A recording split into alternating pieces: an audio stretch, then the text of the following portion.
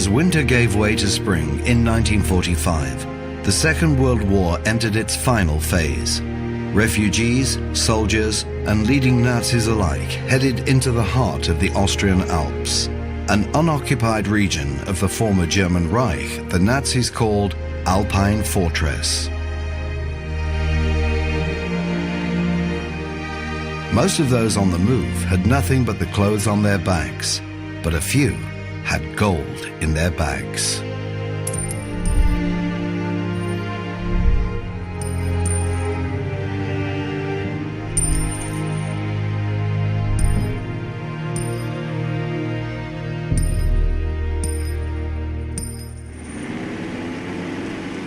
In April 1945, disturbing intelligence reports reached the Allies. Nazi leaders were planning to retreat to a national redoubt they called the Alpine Fortress.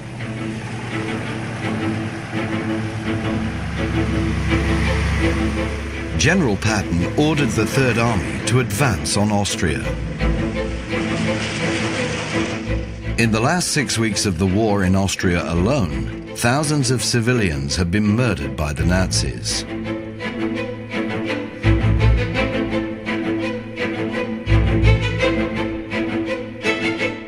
It soon turned out that the Alpine Fortress was little more than a Nazi propaganda myth.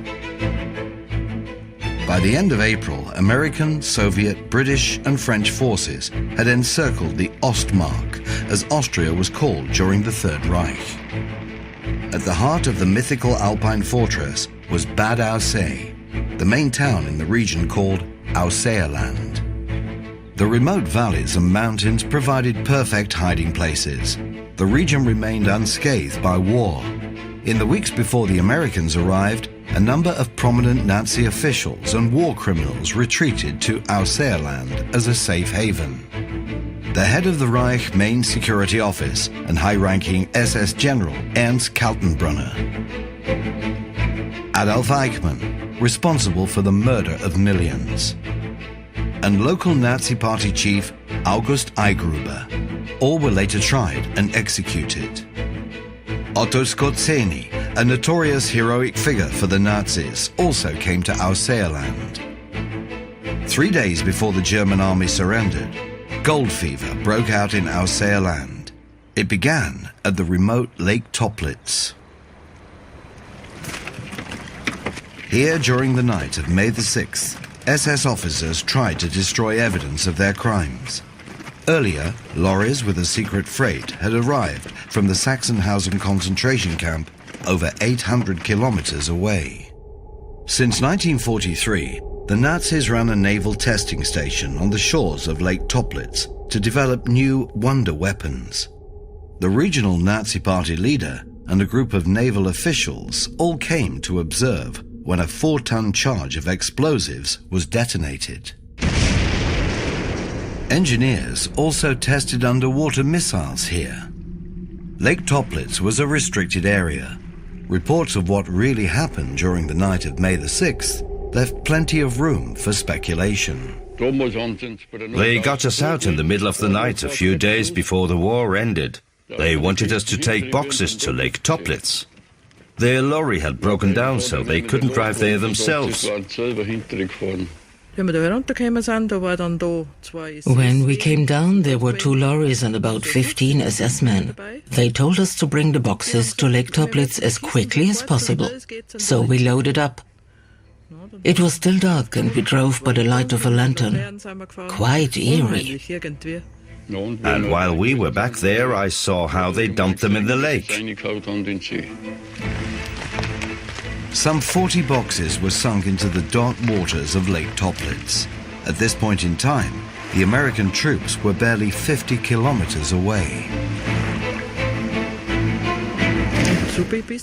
I went back and forth until 10 in the morning when they told us to stop, and then they all disappeared, all the SS men, including the lorries.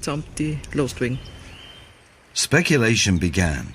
Tales of crates filled with incriminating documents, secret weapons, and gold.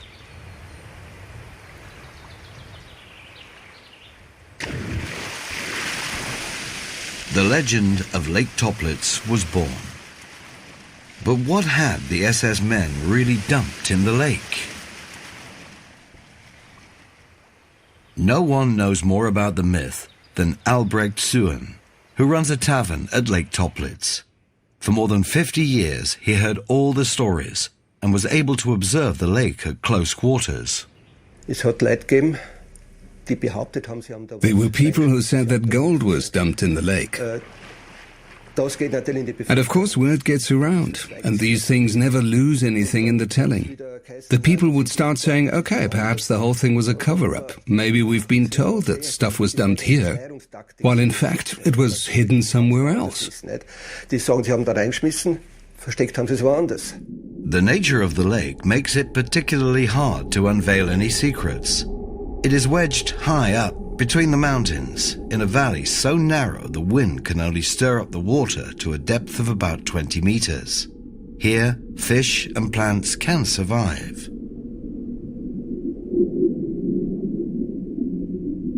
Deeper down, however, there is no oxygen, no life. Anything that sinks to the floor of the lake is preserved for centuries. If something exists, it would still be there. But can it really be a treasure of gold? It's not as absurd as it might sound.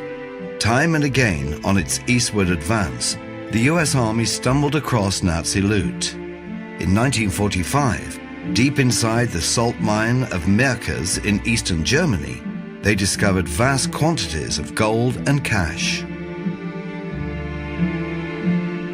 At the same time, near Werfen, American troops seized the famous Hungarian gold train, carrying tons of valuables stolen from Hungarian Jews. Nearby, in Matsay, the Holy Crown of Hungary was taken into US custody. Lorries loaded with gold and foreign currency became stranded near Walchensee in Bavaria. Parts of these treasures suffered a similar fate. They just vanished into thin air. Lost riches soon faded from memory, but not in Ausseerland, where rumors of Nazi treasure flourished. For centuries, the population had eked out a precarious living, farming the forbidding land and defying the harsh climate. It left its mark on the people.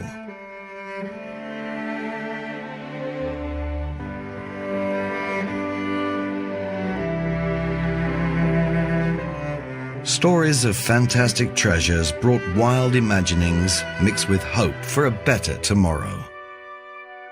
Among the foreign visitors coming to Ausseerland at the end of the war was a young girl from Hungary. Today, she lives in New Zealand. Sophie is the daughter of the Karolyi family. In February 1945, the Karolyis fled the advancing Red Army, heading west. At the time, Sophie was a young girl. I do remember very, very vividly the endless number of people all going west. The road was like a wave of humanity. Everything that had wheels was going. And I remember at night, we stopped wherever we could and asked for shelter, and people were marvelous. Victor Karolyi, his wife Ilona, and their children finally ended up in the village of Oberstdorf, just 10 kilometers away from Bad Aussee. Here, they stayed at the home of the Schlürmer family. The Schlürmer's daughter, Gertrude, was roughly the same age as Sophie, and for a few weeks, their fates were entwined. I gave her a complete dental dress set from Aussee, a frock, an apron, a scarf and a blouse, just the kind we wore in Aussee.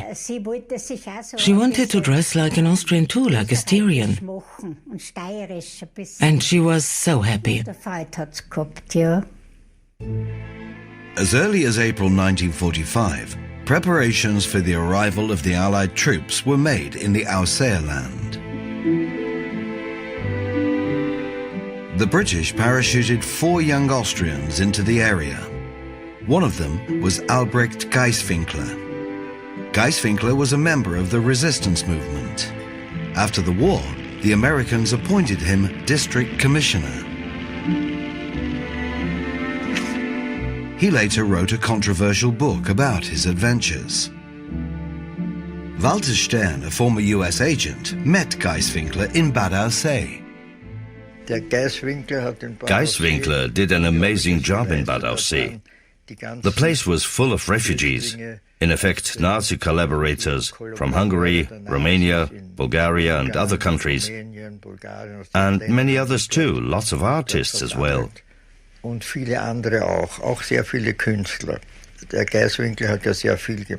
Geiswinkler was incredibly active. He organized festivals in Aussee and placed the Ramgut, a large villa with extensive grounds, at the disposal of the artists. There was Theo Lingen with his daughter Uschi, Peter Kreuder, Johannes Heesters and his wife, the opera singer Max Lorenz. Those are the ones I can still remember today. He was the master of the Ausseerland, so to speak. Much more than the Americans, really.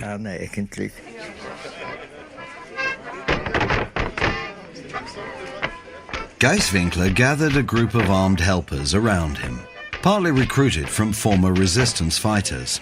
They soon controlled access to essential goods and jobs, while the fear of life under the Nazis began to evaporate. Everyone had been frightened of everyone else for a long time. They were afraid to be denounced and would end up in a concentration camp because of some stupid remark. People were executed for listening to foreign radio stations. And then this pressure was lifted. People were free again and could talk about whatever they wanted and nothing happened to you. That led to a certain lightheartedness. The old rules no longer applied, and the new ones were not yet clear. This state of uncertainty offered many opportunities. And while optimism had returned, supplies continued to be short.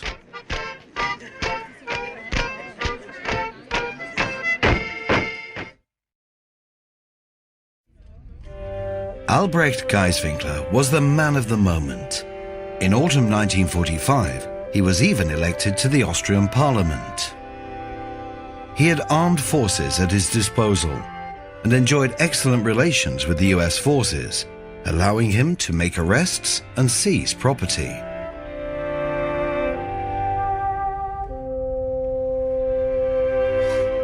People said they had seen gold in his office and that he was involved in shady businesses. Geiswinkler acted quite the lord of the manor in Ausseerland. He cut an impressive figure, a man with a great deal of poise. He was a very imposing man and radiated self-confidence. And of course he stood out from the crowd because he had a luxury car, the kind that no one else could afford, and lots of attractive young girlfriends.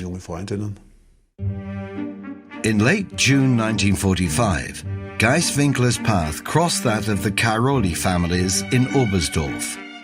The family from Hungary was still lodging with the Schlömer family. The guests attracted attention in the area. The refugees had arrived with many boxes, their own car and generous supplies. They appeared to be very well off.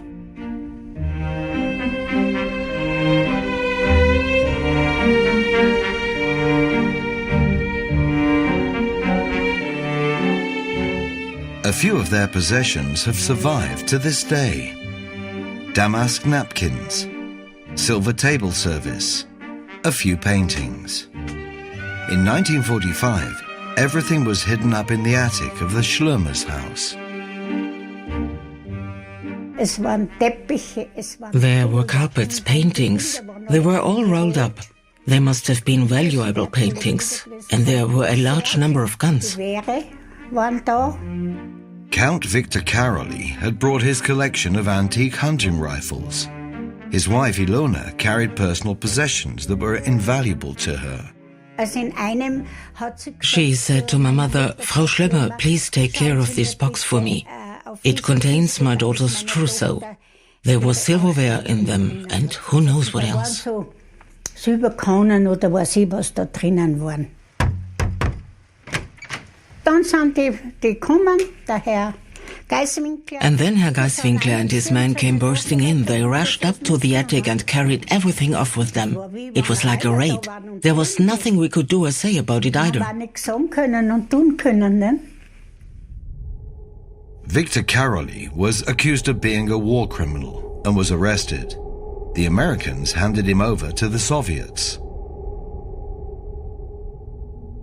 And I remember some people saying to my mother, don't worry, this has got to be put right. This is, your husband didn't do anything wrong. And we just couldn't imagine that the Allied groups would do that. The valuables of the Karolyis ended up in Geiswinkler's custody. The Karolyi case, and others like it, eventually resulted in a police investigation. 4 years later, Albrecht Geiswinkler resigned from his political positions. Victor Karolyi was deported to Hungary and released 3 years later. With the help of the US authorities, his wife Ilona tried to get back their possessions. Some of them had just disappeared. Others materialized in nearby villages. I once saw carpets in a house in Mitterndorf and I said, those are the Karolyis. Those are Karolyis carpets there. The injustices didn't end there, as Hans Matlers attests. Matlers helped save Hitler's collection of looted art treasures from a Nazi plan to destroy its hiding place in the salt mines of Altaussee. Shortly after the end of the war, Hans ran into the new local law enforcement recruited from former resistance fighters. With him was his girlfriend Millie. One day Millie and I had to go up to the mountain. Millie had to go up there for her sister, who was looking after the animals up there, the way people did.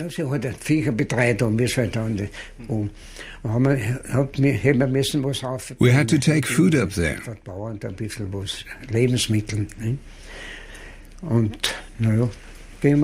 So anyway, up we go. And on the way by the first house on the right, there's a villa. And that's where the resistance fighters were standing. Where are you going? They asked. Millie replied, to my sister up on the mountain. Ah, yes, Eigruber, they said. They were hunting Gauleiter August Eigruber, a high-ranking Nazi politician who was hiding out somewhere in the mountains. The armed resistance fighters suspected anyone who passed by.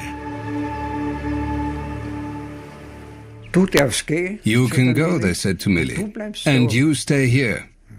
I said, I won't. I'm just as much a free man as you are.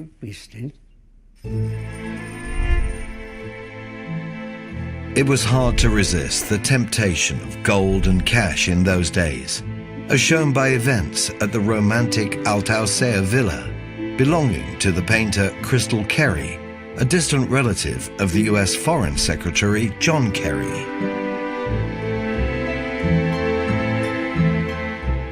There, members of the German Foreign Intelligence set up camp, with Ernst Kaltenbrunner in command. And they had gold in their luggage.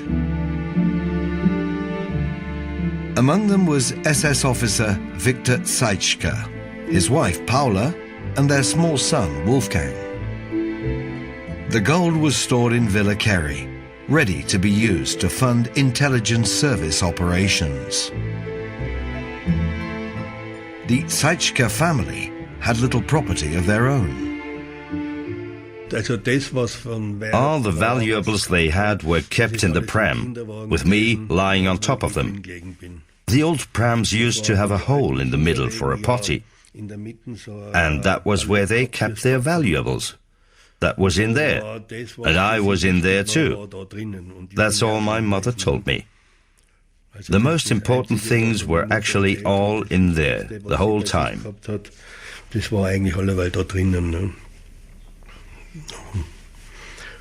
And there's not much room for money there.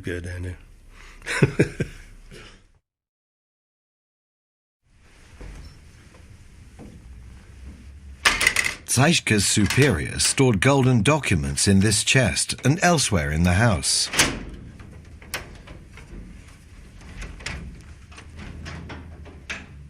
In the days after the war, the resistance fighters wanted to arrest the enemy German officers.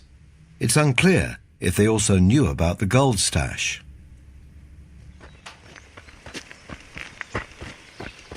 On the afternoon of May the 9th, 1945, they made their way to Villa Kerry to carry out a search and to arrest the enemy officers who were staying there. Later, when she was interrogated, Paula Zeischke described how the men had been extremely agitated and had even threatened to shoot the women. She added, "My impression was that they were all drunk. They forced their way into the rooms with guns and stole whatever they could get their hands on."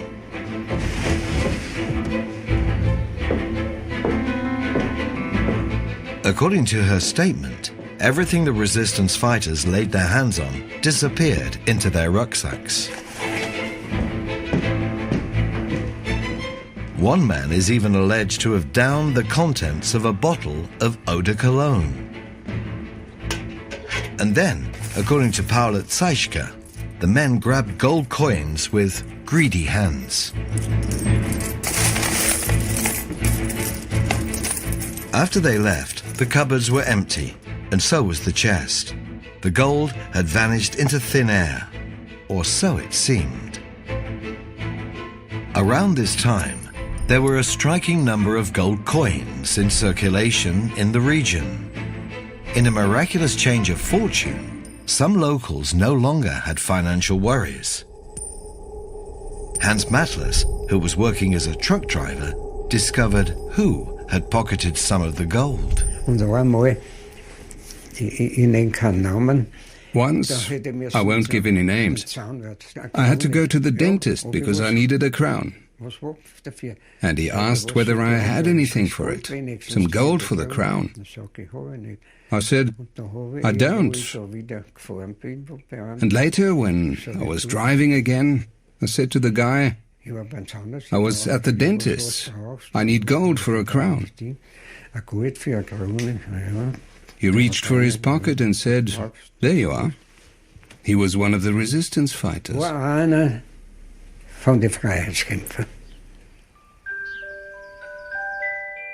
Those who had gold were able to fix things. Soon, rumor had it, a number of US Army officers had fixed things for themselves too. 4 weeks after the turbulent house search, a resistance fighter made a spectacular discovery in the garden of Villa Kerry. Several hastily buried boxes. Johann Pucher remembers the day his father discovered them. I was working for the post office at the time and had just come home from work at lunchtime. And there he was, coming down from the Villa Kerry with 2 boxes. And I helped him carry them up to the house. And then he was off again, almost running to the police. It didn't take them long to get here. And they took the boxes away to Bad Aussee, where the boxes were opened. But after that, the trail goes cold. Inside the boxes, there were probably more than 20,000 gold coins, gold bars, and cash in dollars and Swiss francs. Everything was officially registered and handed in to the authorities. And then it vanished. But there was almost certainly more gold at Villa Kerry. Gold that had disappeared before the house was searched. SS officer Victor Seischke was the last person to admit having had it. Shortly before the Americans arrived, Seischke, his superior officer, and their guides drove to the Tauern Pass with 30 kilograms of gold as a safety reserve. The plan was to meet some British officers who were concealed in a mountain hut and to negotiate a separate peace agreement. The next day, they returned to Altaussee. Seischke later claimed that for safety reasons, he split from the group, carrying the gold in his rucksack on a path away from the road. After several hours on foot, he met up again with the two accompanying cars. By then, it was night time. When the cars finally arrived back in Altaussee, US troops and resistance fighters were trying to intercept them. The first vehicle was able to get through. The second one was stopped. Seischke and his companions stated that they were locked in a cellar and their luggage and their gold were somehow left behind. The next day, the rucksack with the gold had vanished. Some of it, it is said, helped Austrian and American households make ends meet. In the last weeks of the war, many high-ranking Nazis carried gold to pay for their escape. During April and May 1945, SS Special Forces were still scattered in the mountains. Their commander, Otto Skorzeny, had been ordered to defend this last stronghold. His men were hiding out in small groups in the area.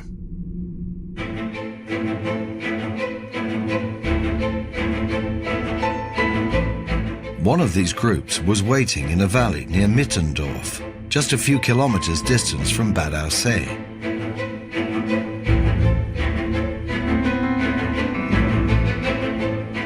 It was a group of paratroopers commanded by 25-year-old Hubert Schürmann.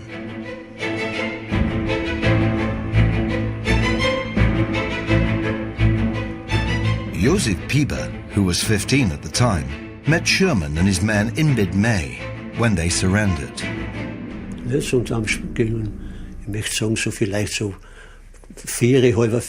It was about 4 or 5 o'clock in the afternoon, and all of a sudden I saw vehicles coming. They were mostly lorries, used to transport personnel. Personentransport, LKW, links und rechts längs auf der Ladeflächen. In the rows in the back of the lorry, SS men were sitting. They were armed with submachine guns and were all in full uniform. The Americans just looked at them calmly and let them pass.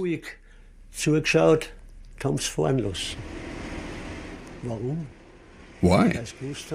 Because they already knew that it was all over for them in Ebensee, because there was an SS internment camp over there. And I think some of them were even singing in the lorry. What were they singing? Marching songs.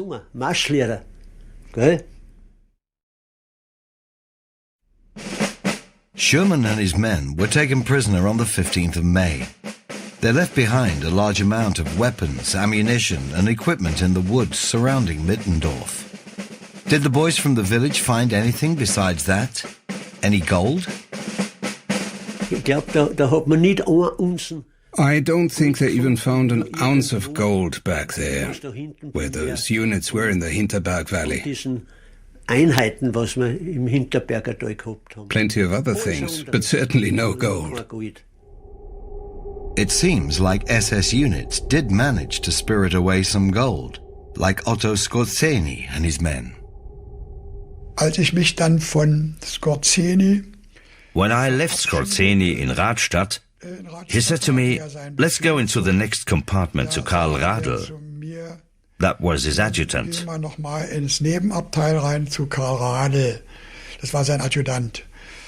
And he wanted to give me something. A couple of days earlier, 3 conveys had arrived. I was told they contained the treasure of the Reich Main Security Office. Die hätten den Reichsschatz des Sicherheitshauptamtes. And when I went into Karl Radel's compartment, he had lots of little jute bags on the table, and he said, "Take something. You'll need something for bribes." The jute bags contained gold rings, gold cigarette cases, bracelets, and so on, diamonds. Well, this stuff later was buried in the mountains. It is possible that this stash was some of the gold looted in Hungary. According to Ernst Berndt, only 3 men knew where it was buried. Skorzeny was one of them. The plan was to recover the gold after the war. 3 men later set off for Austria with forged papers, but when they got up there, the ground was soft and everything had gone.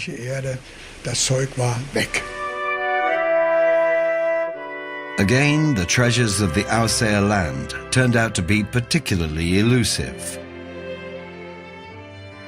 The gold from the Kerry villa had trickled away, just like the valuables from refugees or fleeing Nazi collaborators.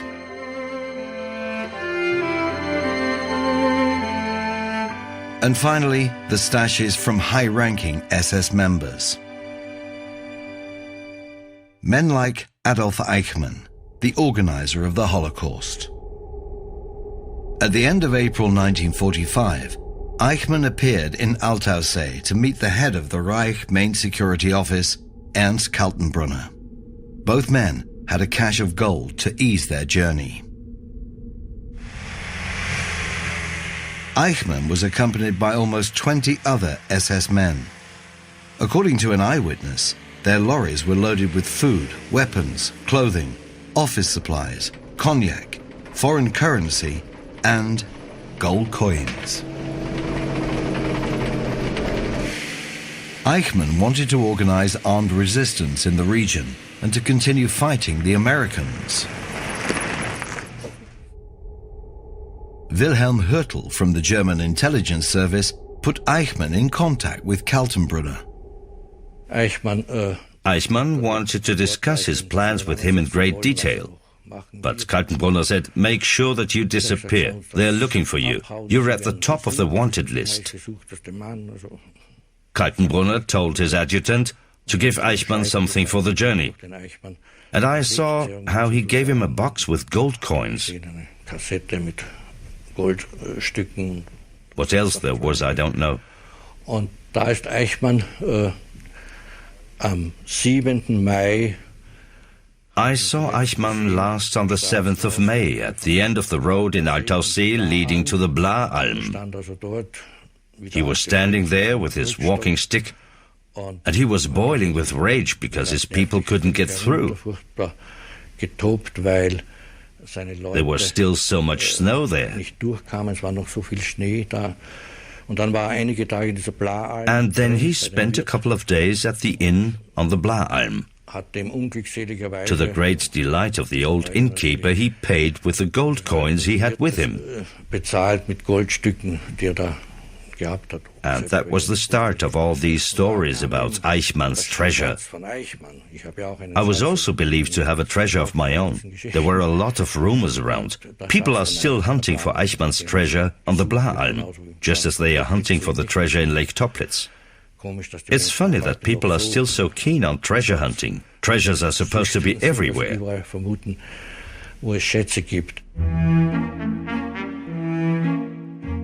The tale of Eichmann's gold took on legendary proportions thanks to a transcription error. An eyewitness reported that Eichmann's accountant was sitting at a table stacked half a meter high with foreign currency and also gold coins. Over the years, it became a table that was stacked with half a meter of gold.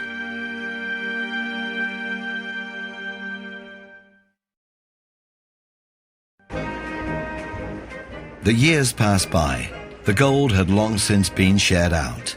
The fairy tales almost forgotten. Austrian President Adolf Scherf visited the Ausseerland region in 1959.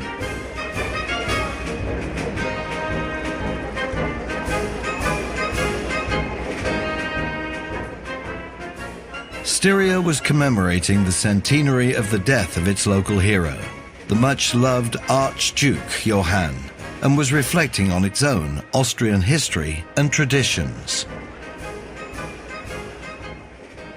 While the president did his rounds, 10 kilometers away on Lake Toplitz, a world sensation was about to break that would revive all the legends of the lost Nazi treasure.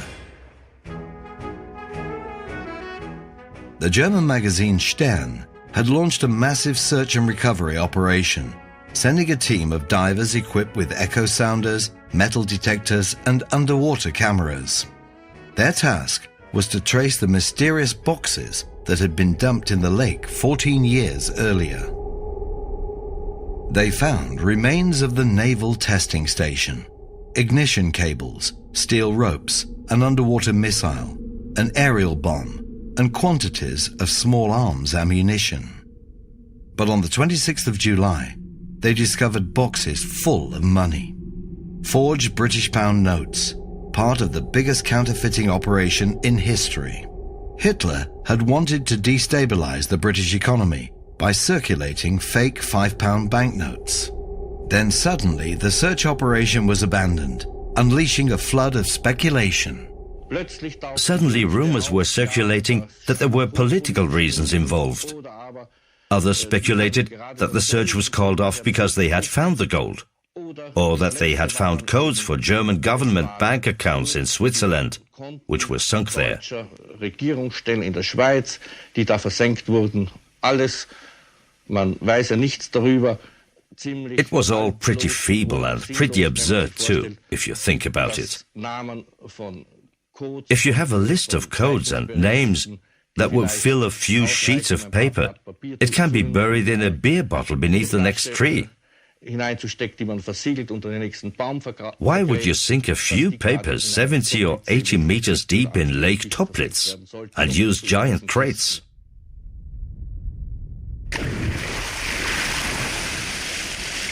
Adventurers, fortune seekers, old Nazis, and modern storytellers, they all flocked to Lake Toplitz.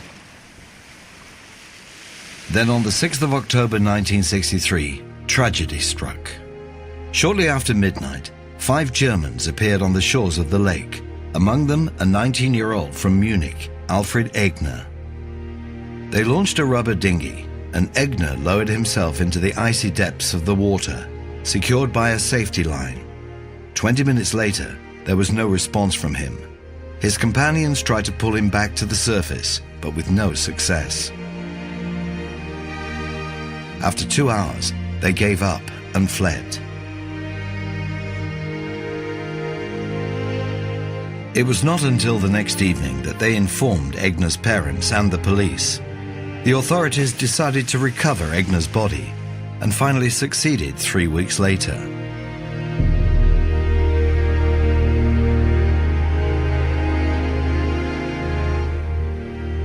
The Ministry of the Interior now ordered that the search of the lake was to be continued, to clear it out and put an end to the incessant rumors and legends.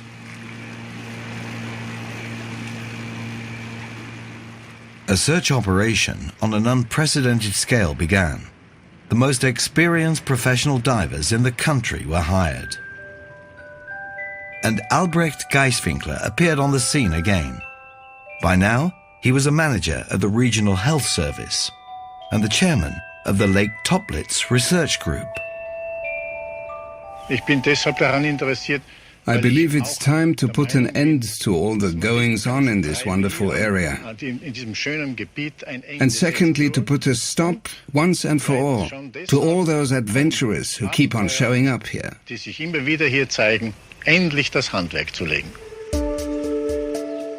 The area around the lake was now sealed off by more than 100 police officers. The reporters all jostled for the best position, clamoring for a scoop.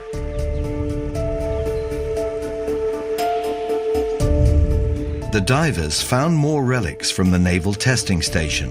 Shrapnel, more crates with forged banknotes, and the printing press used to make them. They did not find secret Nazi lists or gold. Back then, Johann Wawra was the chief diver at the Austrian Army's mine clearance service.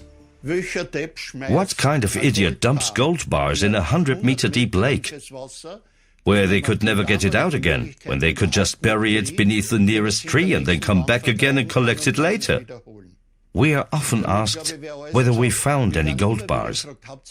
I tell everyone, if I had found any gold bars, I'd have written to them from Brazil next time. But we didn't find any. During these years, Lake Toplitz became world famous. The non-existent gold was even featured in a James Bond movie, named Goldfinger.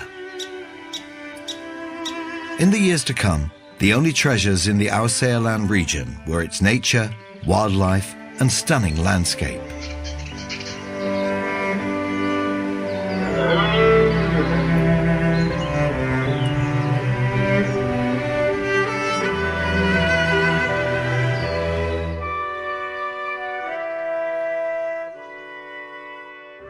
"20 years of peace and tranquility." Until in 1983, a yellow submarine arrived. It was lowered into Lake Toplitz, triggering an unprecedented media frenzy. The submarine had been hired by the German magazine Geo to investigate organisms in the inhospitable depths of the lake. They were looking for life forms, similar to those found in the hydrothermal vents in the deepest layer of the ocean. The commander of the underwater capsule was the biologist Hans Fricke. He immediately aroused suspicion. No one seemed to believe in the scientific nature of his mission.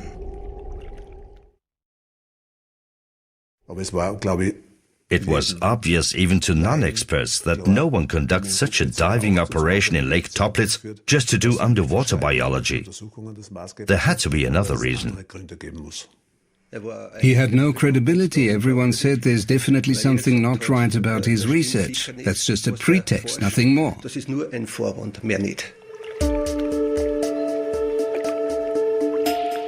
In 1983, 1984, and on several subsequent occasions, Fricke went on hundreds of underwater expeditions in Lake Toplitz, spending the equivalent of 1 month underwater.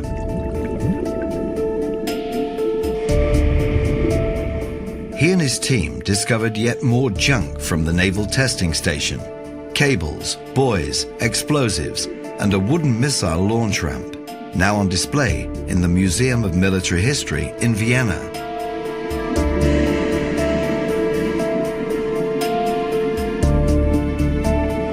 And then, as was to be expected, he salvaged several more boxes of fake currency. But on the faded paper, Fricke identified a single-celled organism that is able to live without oxygen. To the scientist, it was an important find. Now, what about the supposed treasure hidden in the lake? Were you able to find any of it? We didn't see the treasure. The treasure of this lake is its fauna, nothing else. No trace of gold? Certainly not. These reports are just rubbish. Later, when it was rumored that objects were being illegally removed from the lake without being reported, we received orders to monitor the dives and to verify what was removed from the lake. After one dive, he shut himself away in the house where he was living. And people saw that and gossiped about it. What has he taken out? There was so much secrecy about it all.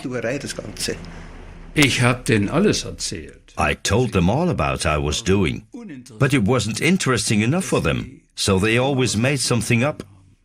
A worm and a bacterium are nothing to write home about. Können Sie doch keine Oma hinterm Ofen hervorlocken.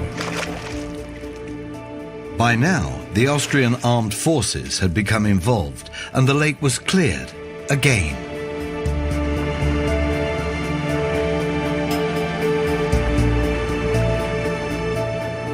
In November 1984, Fricke made his second biological discovery. And I can still see how he slowly surfaced with the capsule. The hatch opened and he yelled, "We've got it, we've got it." "Yes," I said, "what?" "The worm." We saw it at a depth of 60 meters and brought it to the surface, and he's still living happily in my aquarium. And what is so special about it? The worm looks like an earthworm. What makes it so special is that it can survive under extreme conditions. It can live in a hydrogenous environment that is actually toxic for it. Yes, if you go by where it was found, then it's certainly a sensation. Worms of this kind have never been found in this type of environment before, according to scientific literature. The media called Fricke's worm Willy. News of his discovery went around the world. Fricke later established that the worm was living in an environment containing high levels of hydrogen sulfide. But local biologist Fritz Seewald changed his mind about Willy's importance when he identified it as an ordinary Austrian earthworm common to the region. For a short time, the worm from Lake Toplitz seemed more sensational than the tales of Nazi gold. Seewald remained unconvinced. To put it very bluntly, Fricke found a worm that had fallen into the lake a day earlier. So it's obvious that it was still alive. Perhaps it had been in there a couple of days, perhaps a week, and had crawled through the mud with the very last of its strength. No, it had already adapted to the conditions. Of course, it had fallen into the lake from somewhere. That's obvious. Willy the worm proved to be as mysterious as the gold treasures. Was it an extraordinary survivor or an ordinary earthworm? Even today, no one really knows. Hans Fricke went on to make several acclaimed television films. For him, the gold treasure never existed. We really did look in every nook and cranny when we were searching for organisms. And if people can't grasp the fact that there's nothing down there, then that's their tough luck. But that didn't stop an American expedition from trying their luck in the year 2000. With $1 million budget and the latest technology, they went in search of evidence of the Nazis' rumored Swiss bank account details. They finally found a mysterious box. It turned out to be a hoax devised by some local practical jokers. Among discarded pig bones, it contained a huge amount of bottle tops, not the kind of currency that divers had hoped for.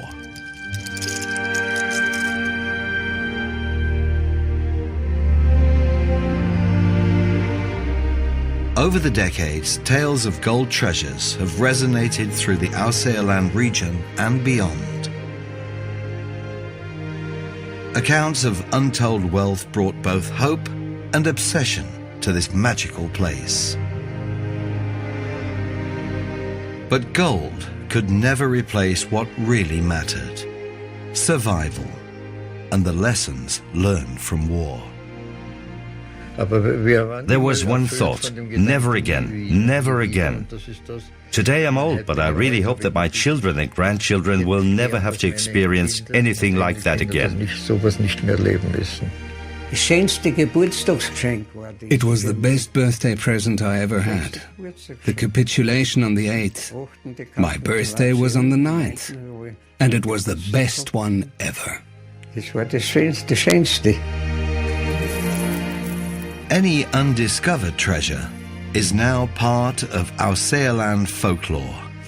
Just like the clear lakes, the mountains, the tranquility, and the stone pine schnapps. The mystery will remain. That won't go away.